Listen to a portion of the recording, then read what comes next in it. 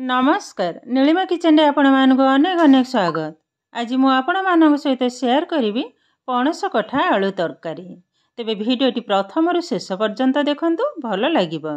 तेबे चलंतु न आरंभ करिबा आज रे पणस कठा आलू तरकारी। एठी देखंतु मु गोटे पणस कठा नेइची ताकू भल भाबरे चोपा छडे छोट छोट आकार काटी नेबी एवं ताकू सिझेबाकू मध मु बसै नेबी लूण हल्दी पकेइगे। एपटे पैन मु बसई नहीं अदा टमाटो काजू एवं लंका सिझा एपटे देखु कठा को मु बसई नहीं पाखापाखि 5 मिनट टिके सिझे नबा कष पाटा किंतु बाहर कर नेबी। ये किंतु रेडी हो गलानी। एपटे देखु मुझे किसी आलू नहीं ता देहरे लुण हल्दी मु गोले नहीं ये किंतु नुआ आलू। एबे सेई गैस रे मु बसई नेली कड़ेईटा भल भाव ताती है देदबा तेल। तेलटा किंतु भल भाव गरम हवा दरकार। तेलटा भी भल भाव गरम हो गलानी। एबे आलू को मध्य पकेने भी भाजवाई जेहेतु ये नुआ आलू तो किंतु जल्दी किंतु भजा रेडी हो जिवो। हल्का टिके आग भाजी नबा गोले नेली। एबे टिके हल्का भाजी हला परे सिझे की रखितबा जो पणस कठा ताकू मध्य पके नेली। एबे भल भाव सब जाक गोली नेबे। ए पाखापाखि 6-7 मिनिट कंटिन्यू यही भाव किंतु गोलेबी टिके नाली हवा पर्यंत किंतु भाजीबा तेबे जाइकरी किंतु भल लागिबो। आ ये पणस कठाटा किंतु एकदम नरम खाइबा किंतु बहुत टेस्टी लागिबो। आ ये वर्ष किंतु पणस कठा हमर नुआ रोसे होजे देखंतो। ए किंतु हल्का कलर भी मध चेंज हो गलानी। देखंतो सबू किंतु सिझी जाइए। ये किंतु बाहर कर नबा। ये किंतु भजा किंतु हमर ऑलरेडी हो गलानी। आउ किंतु तेल पकेबिनी तो सेई तेल रे देदबा 2टा सुखिला लंका एवं तेजपत्र 5 फुटण हल्का टिके भाजी नेबे। देखंतो ये किंतु भजा रेडी हो गलानी। ये पकई नबा हेंगु। एबे जो मसला मु बाटिकी रखी टमाटो काजू लंका अदा जीरा धनिया एवं हल्दी पाउडर सब मु पेस्ट कर रखी ताकू पकई नेले। एबे किंतु मसलाटा को एकदम लो टू मीडियम फ्लेम रे किंतु भाजीबे।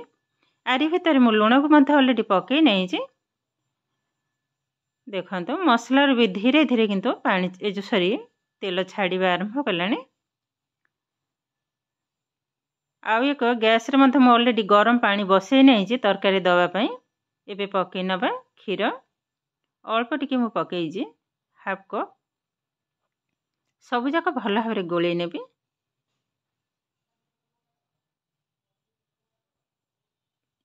मसलाटा जिते भल भाव कषा हम तरकारी किंतु सेते सुंदर लागिबो।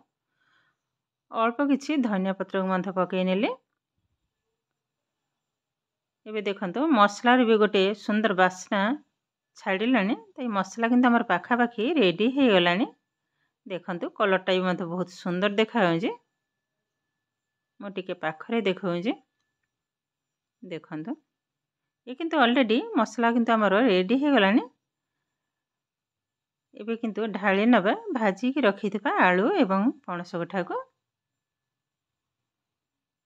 एबे गैस र फ्लेम को मीडियम रे ही रखिबा। एबे भल भाव सब जाक मिसई नेबी। ए पाखापाखि 2-3 मिनिट टिके कषि नबा भल भाव तो मसलाटा भल भाव किंतु आलू एवं पणस कठारे सेट हो जिवो। तरकारीटा भल लागिबो खाइबा को। देखंतो कषाटा भी ए पाखापाखि किंतु हमर रेडी हो गलानी। देखंतो केते सुंदर देखाउची ए कषाटा। आउ टिके खाली कषि नेबी। ये किंतु रेडी हो गलानी। एबे गरम पानी को ढाली नबा। आउ टिके पानी पकेबे टिके भल भाव किंतु मिसई नेबे। एबे गैस र फ्लेम को हाई रे ही रखिबा। तरकारीटा फुटिबा पर्यंत किछि समय टिके अपेक्षा करिबा। आउ टिके पानी ढाली नेबे। ये देखंतो तरकारीटा किंतु बहुत सुंदर भाव रे फुटिबा आरंभ कलानी। ये किंतु झोलटा किंतु एतिकी ही रहइबो। नहले किंतु टिके ठंडा हो गले झोलटा टाणी हो जिवो। मुझे चेक करना सिझी कि नहीं। देखंतु पणस कठाटा किंतु एकदम नरम हो जाइए।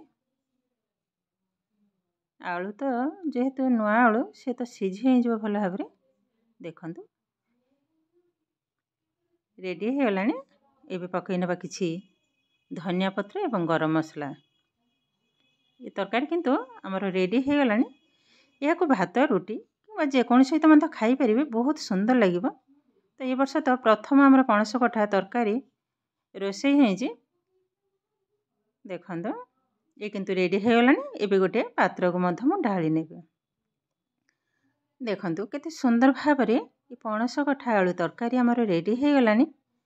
तो आज भिडियोटी आपण मानकु केमिति लागिला कमेंट करने को जमा भी भूलिबेनी। आउ जदि भिडियोटी भल लगे लाइक शेयर एवं सब्सक्राइब करेंगे। एमिति आउरी नुआ नुआ नोटिफिकेशन पाइबा पई पाखरे थिबा बेल आइकन को क्लिक करेंगे। ताहेले आज पई रहुची पुणी देखा हबो आउ एक नुआ भिडियो रे। नमस्कार।